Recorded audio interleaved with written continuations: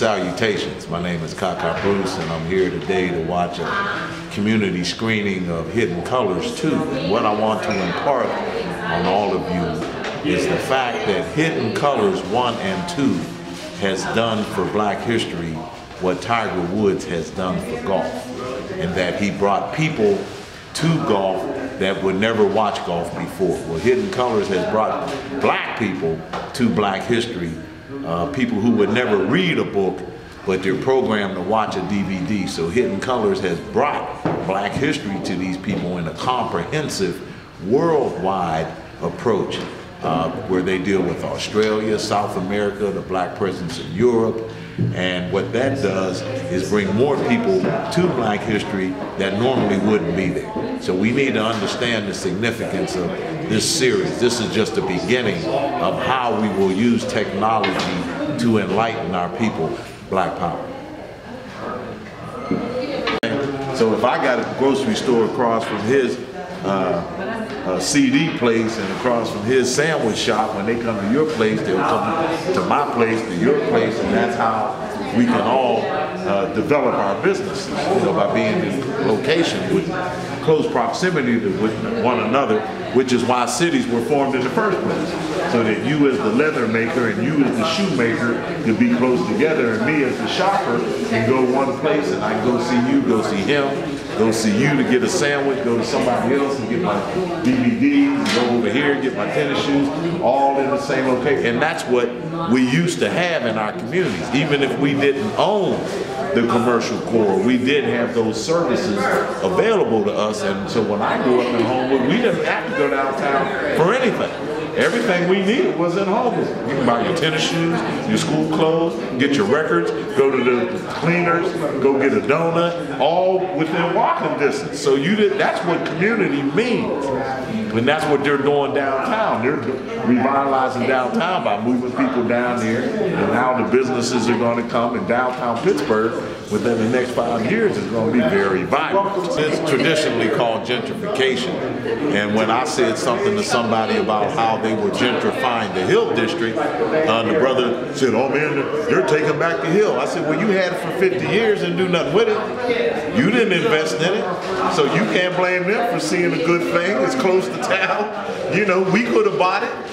When it was abandoned after the riots, we should have bought it. Then we have a base to be able to reconstitute our commercial district. Drugs are the only people hiring in the community. We need some economic opportunity. Okay, so if we had that commercial core still together, we could build on something, and that's what I think we should do. We should concentrate on commercial revitalization, not necessarily housing. Because, to say that housing is going to redevelop Homewood, it will, but you can bring 1 million houses. If I don't have a job, it's not going to do me any good. So somebody outside the community is going to be buying those homes, and there goes your community. Thus, Black power.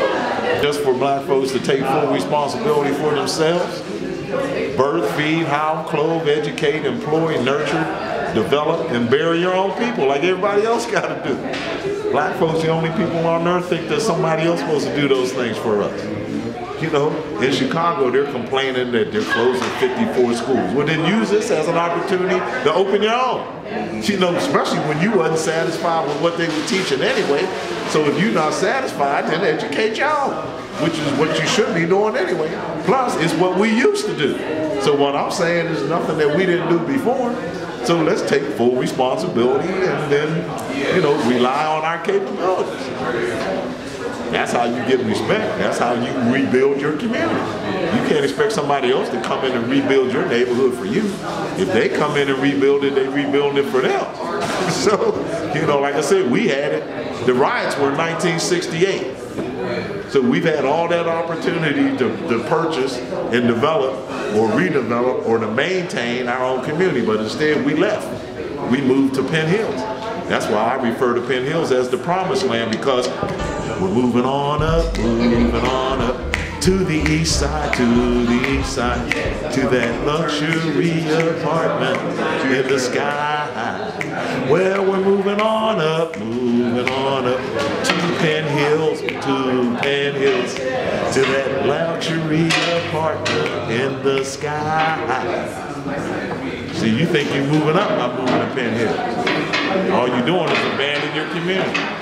And at a time when gas is going up, you're moving further out. Makes a lot of sense. Stay in your neighborhood. Make it what it used to be. Reconstitute our economic development base. And then maybe we wouldn't have so much trouble with drugs. Think about it. Two are connected. You don't hear the reverends talking about their connection. You don't hear the politicians talking about their connection. They tell you to put down the gun and pick up what? Be unemployed. People have to eat.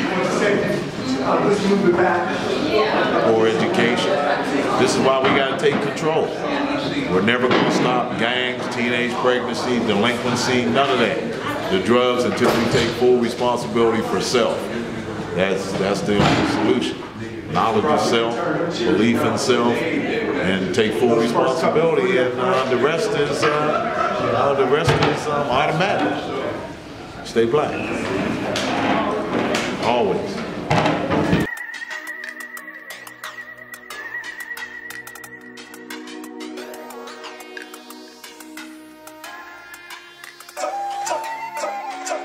Wood, Princetown, and we see a lot of people hanging on the corners, and you know, a lot of addiction, a lot of prostitution, drugs, a lot of things that are affecting our communities. And what happens is that we're going to be there every fourth Saturday of every month to give out supplies, personal hygiene products to the community members. So if you have time, energy, and resources, please join us. There's a few people in the room that have helped us out thus far, and that's why we're asking for the resources. And the other thing is that, another announcement is that next month, May 25th, we're going to celebrate African Liberation Day. So this will be a time for you to come with your African flags, whatever country that you're from, come march with us as we come together in unity, and we're going to march down Homewood, and then we're going to go right into the neighborhood, and we give it out resources to the community, such as clothes, shoes.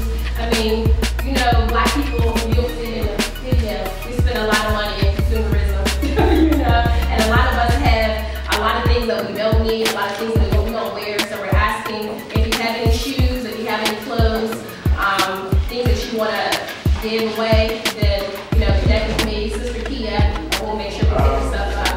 Nazura Sasha Day, we're community organizer chairperson for MBUP Pittsburgh, and we're having a film and showing of Hidden Colors 2, and also we're going to have a community discussion about the